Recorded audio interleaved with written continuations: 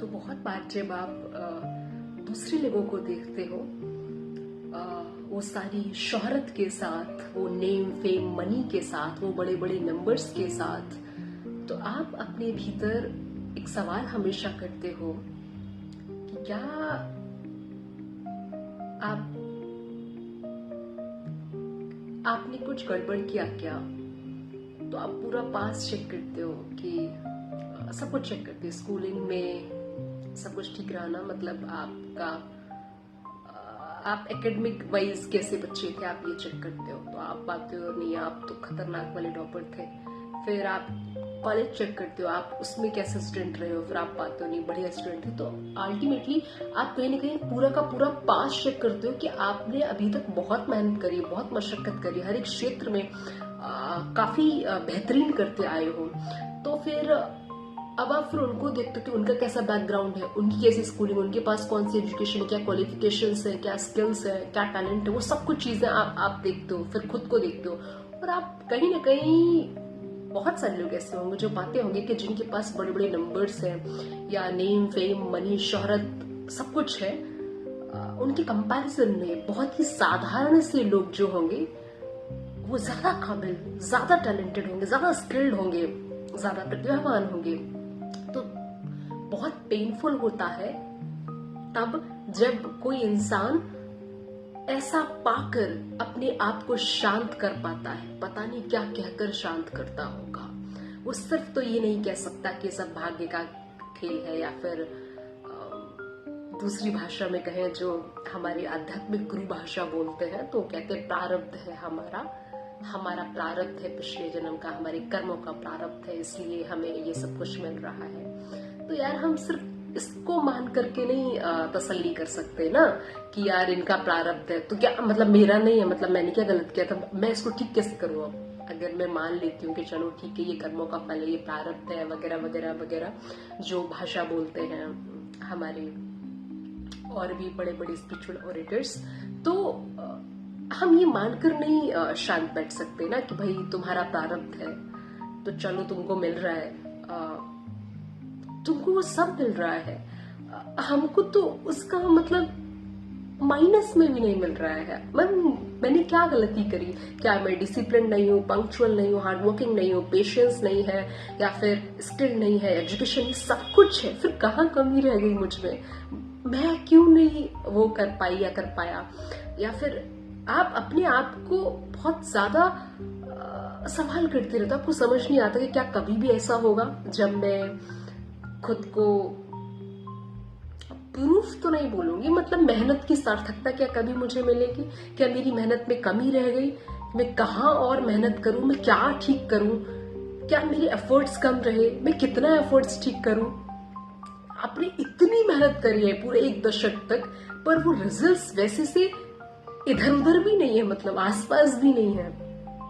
तब आप क्या खुद को बोल करके खुद को शांत करते हो? क्या बोलते हो? सिर्फ ऐसा तो नहीं बोल सकते ना कि यार ठीक है किस्मत होती है, किस्मत वालों को मिलता है। सिर्फ किस्मत की बेसिस पर शांत बैठकर हार कर जीवन जीना पता नहीं अभी स्वीकारा नहीं है मैंने। तो कुछ लोग तो स्वीकारते हैं क्योंकि फिर हम जिंदगी भर तो नहीं ऐसे मशक्कत कर सकते ना। तो ये सिर्फ एक फील्ड की बात नहीं, बहुत सारी फील्ड है जहां पर प्रतिभा की अगर हम बात करें तो अगर आप बॉलीवुड इंडस्ट्री में देख लो तो जरूरी नहीं कि जो लोग आपको स्क्रीन में बड़े बड़े लोग दिख रहे हैं सिर्फ उनके पास ही वो प्रतिभा है, बाकी लोगों के पास नहीं है। हो सकता है उससे ज्यादा प्रतिभावान हो जो स्क्रीन तक पहुंचे ही नहीं, उस बड़ी स्क्रीन तक। सेम विद स्पोर्ट्स, म्यूजिक और जितने भी लाइक एंटरप्रेन्योर्स, ये बिजनेस, ये सारे लोग मशक्कत कर रहे हैं। मैं सिर्फ एक का उदाहरण नहीं दे रही हूँ यहाँ पर, जितने भी और भी फील्ड है वहां पर आपको क्या लगता है कि जो लोग दिख रहे हैं, जिनकी फेसेस विजिबल है, क्या सिर्फ वही लोग ने एफर्ट्स डाले? क्या वही लोग ही सिर्फ काबिल है? क्या वही लोग इस के लायक है, नेम फेम मनी शोहरत, बाकी लोग नहीं है?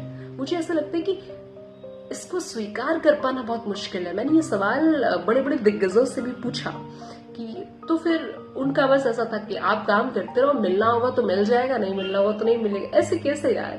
ऐसे कैसे? आप काम भी नहीं कर पाओगे ना कि मिलना होगा तो मिल जाएगा। कोई प्रोसेस तो होता होगा ना। अगर आप वो प्रोसेस प्रॉपरली फॉलो कर रहे हो, एफर्ट्स डाल रहे हो, हार्ड वर्क कर रहे हो, वैसे ही कर रहे हो जैसे किया जाना चाहिए, लेकिन आपको वो नहीं मिल रहा, तो हम इसको ऐसे नहीं स्वीकार कर सकते ना कि मिलना होगा तो मिल जाएगा। या फिर हमारी कलाम साहब एक बात कहते थे कि हर कोई फेमस नहीं हो सकता, लेकिन हर कोई महान जरूर हो सकता है। ये लाइंस को समझना ठीक है, स्वीकार कर पाना ठीक तो नहीं होता। मतलब आदमी भीतर से थोड़ा सा तो टूटता है ना, उसको लगता है कि यार मुझ में कहाँ कमी रह गई, मैं तो जब से पैदा हुआ हूं तब से लेकर अब तक जितनी मेहनत कर सकता हूं उतनी मेहनत कर रहा हूं, जो कर सकता हूं वो कर रहा हूं। मतलब हर एक सांस काम को समर्पित है।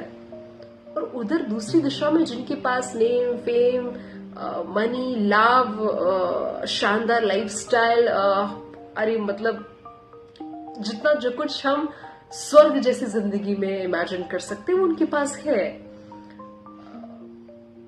तो क्या वो हमसे बेहतर है? और अगर नहीं है तो उनके पास वो क्यों, मेरे पास वो क्यों नहीं है? ब्लेम किसको होना चाहिए? रिसोर्सेस को?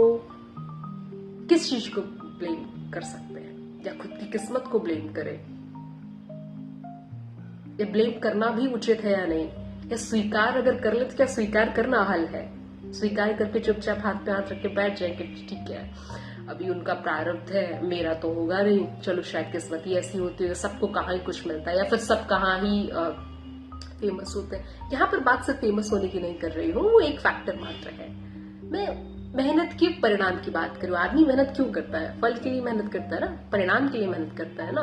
फिर करी क्यों रहो, चुपचाप हाथ पे हाथ रख के बैठो जब वैसे भी आपने मान ही लिया है कि प्रारब्ध या फिर किस्मत या फिर हमें तो मिलना नहीं, तो फिर कोई पॉइंट नहीं है। फिर तो आपका जीने का मन नहीं करेगा ना, वो जो उत्साह होता है वो ही खत्म हो जाएगा। ऊर्जा तो खत्म ही हो जाएगी ना, ऊर्जा का सही इस्तेमाल ही नहीं हो पाएगा अगर वो ये मानकर बैठ जाए कि मेरा तो प्रारब्ध ठीक नहीं होगा, मेरी तो भाग्य में शायद नहीं होगा। तो ये कोई जवाब या फिर ये कोई सेटिस्फाइंग आंसर नहीं रहा। अगर आपको इसका कोई सेटिस्फाइंग आंसर मिला है अब तक, या आपने खोजा है, कि परेशानी तो आपको भी होती होगी जब आप उन लोगों को देखते होगे, तो आप खुद से क्या कहते हो? Please do let me know in the comment section. Hope आप इस थॉट से कनेक्ट कर पाते हो।